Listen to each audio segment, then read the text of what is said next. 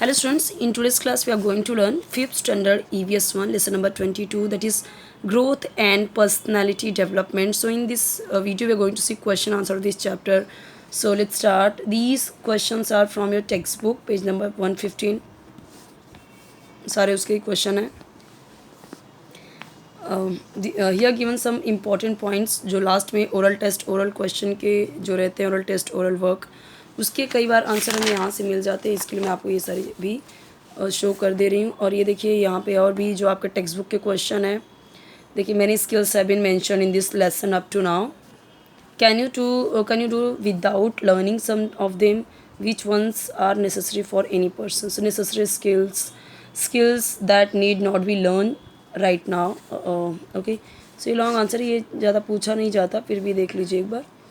How many years does it take for the young ones of the tiger elephant to start living independently? देखिए जो tiger का कब होता है वो तो इंडिपेंडेंट होता है at the age of 1.5 year यानी 1.5 साल में. But they stay with their mother. इतने साल में 1.5 साल की उम्र में भी वो अपनी माँ के साथ रहते हैं.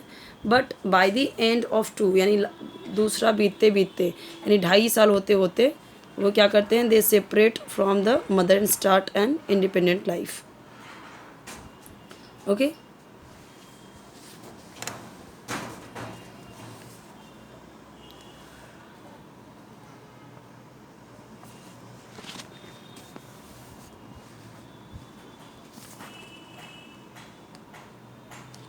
क्वेश्चंस गिवन है उसके आंसर्स अंडरलाइन किए गए हैं यहाँ पे. ट्रू फॉल्स के क्वेश्चन यहाँ पे हैं. गुड और बैड के बारे में यहाँ पे गिवन है. What is meant by heredity? So heredity means the characteristic traits and features of parents being passed to their children is called heredity. तो जो characteristics traits features जो parents से उनको मिलते हैं वही क्या होती है, heredity होती है. Due to heredity family members also show similarities. इसीलिए family members के जो लोग होते हैं मिलते जुलते रहते हैं. What difference do we see between children in pre-primary classes and children in standard 5? So children studying in the pre-primary classes are 3 to 4 years old. Their height and physical strength is not yet fully developed. तो पूरी तरीके से वो develop नहीं होते. So they cannot go to school alone. अकेले घर school नहीं जा सकते अपने से on their own. Their understanding and maturity is also less. उनकी understanding maturity भी कम होती है. If they run, अगर वो दौड़ते हैं so they may fall, वो गिर सकते हैं. Children from stand 5 to 9, 5 or 9 to 10 years old, they are a little grown up. ठीक है, वो बड़े हो जाते हैं. उनकी फिजिकल और मेंटल कैपेसिटी बढ़ जाती है. Their height has also increase. Height भी बढ़ जाती है. They can commit alone to the school and back home. School जाके आ सकते हैं घर पे. They play in the play ground in the open. Okay, they can make calculations and can handle money. They have many more skills as compared to the children in the pre-primary classes. ये हम सबको पता है, common सी बात है, simple सी बात है. ये सारी चीज़ें आप अपने अंदर भी ये सारी चीज़ें देख सकते हो और अपने से जो बड़े लोग हैं उनके बारे में भी ये सारी चीज़ें मैच करके देख सकते हैं. बिल्कुल मैच होगी. नेक्स्ट देखते हैं. What changes take place in us from birth till adulthood? So देखिए फर्स्ट पॉइंट क्या दिया है, at birth our weight is 2 to 3 kg. जब बर्थ होती है तो कितनी होती है हमारा वेट तो 2 to 3 kg. By the time we reach adulthood it becomes 50 to 60 kg for man and 45 to 50 kg for women. ज़्यादा भी हो जाता है कई बार. ठीक है, तो मतलब ज़्यादा कम मतलब अप्रॉक्स बताया है यहाँ पे. Our height also increases 4 to 5 times. हमारी हाइट भी मतलब 4 से 5 बार बढ़ती है. There is no strength in arms and legs during infancy, but by young age, arms and legs become strong and can perform many actions. So हमारी height भी बढ़ती है 5 से 6 बार और कोई स्ट्रेंथ नहीं होती है हमारी आर्म्स में लेग्स में जब हम छोटे बच्चे होते हैं इन्फेंसी टाइम में ड्यूरिंग इन्फेंसी. बट एज के साथ ही हमारा आर्म्स लेग्स भी स्ट्रॉन्ग हो जाता है और हम कई सारे काम कर पाते हैं. The brain develops from birth till the age of 6. हमारा ब्रेन कब तक डेवलप होता है, 6 तक. बाद में जो स्ट्रक्चर होता है ब्रेन का बहुत ही ज़्यादा कॉम्प्लेक्स हो जाता है.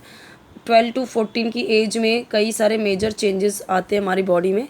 इन order to become a father और a mother in the future the body undergoes corresponding changes in the structure and function. Okay, so at the age of मतलब 12 से 14 साल की उम्र में हमारी बॉडी में कई सारे चेंजेस होते हैं। और in order to become a father, एक माँ बनने के टाइम, अदर बाप बनने के टाइम, फ्यूचर में जब होती है तो बॉडी और भी कई सारे करेस्पॉन्डिंग चेंजेस होते हैं, मतलब फंक्शनिंग में बॉडी में कई सारे चेंजेस होते हैं। Name any 3 skills you have acquired, जो आपकी स्किल हो, जिसमें आप अच्छे हों, वो आप बताइए। What is meant by physical growth, physical growth का मतलब क्या है? ग्रोथ का मतलब हाइट और weight of a child is called physical growth.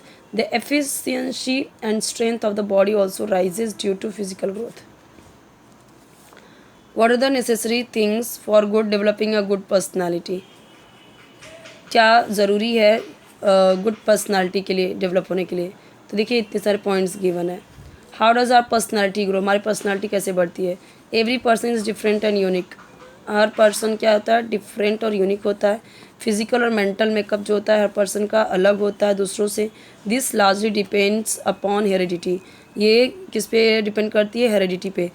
Bye constant interest and effort, लगातार इंटरेस्ट और एफर्ट की वजह से क्या होता है? हमारी पर्सनैलिटी डेवलप होती है। ड्यूरिंग द ग्रोइंग ईयर्स, मतलब ग्रोइंग ईयर्स के दौरान we also learn to understand about what is good and what is bad.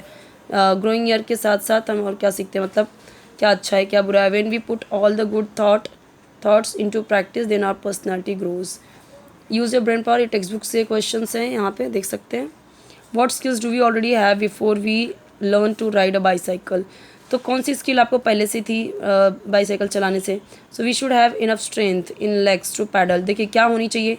तो इनफ स्ट्रेंथ होनी चाहिए साइकिल का पैडल चलाने के लिए। बैलेंसिंग का, साइकिल को बैलेंस करने के लिए जो हमारे इंटायर बॉडी है वो should be agile, strong and fit होनी चाहिए। We should be able to turn the handle, हम हैंडल को टर्न करने लायक होनी चाहिए of the bicycle. Whenever we are riding it, जब भी हम इसे चलाते हैं।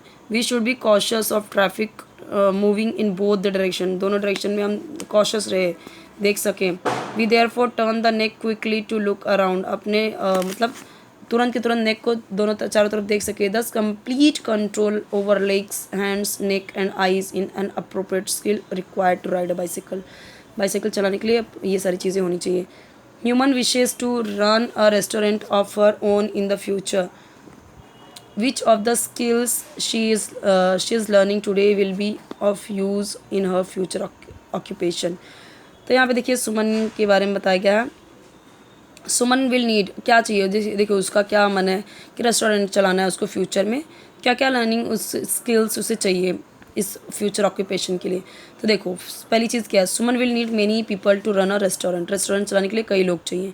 She should have the ability to interact and work together with the staff, she should have, उसमें ये एबिलिटी होनी चाहिए लोगों, मतलब इंटरेक्ट करने के लिए, वर्क साथ में काम कर सके सब लोग।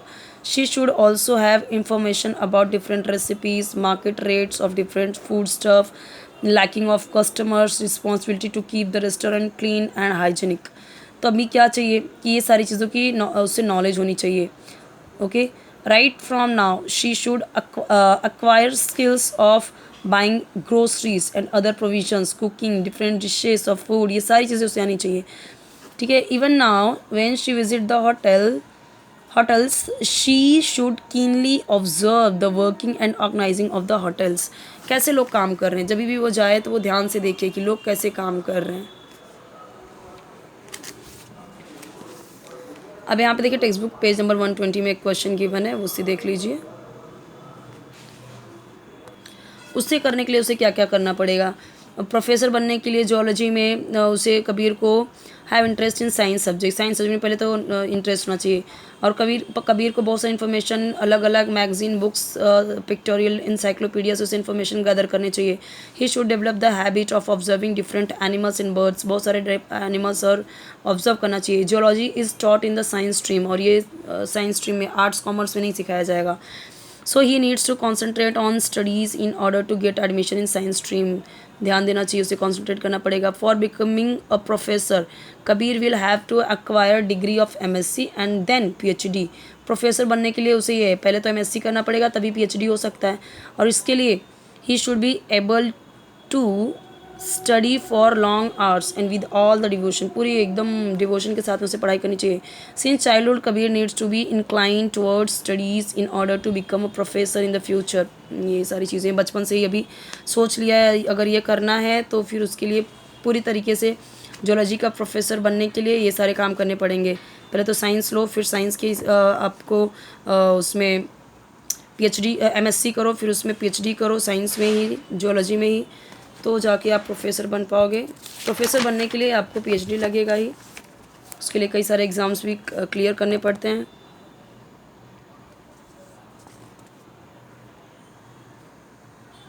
ये भी कुछ क्वेश्चंस हैं.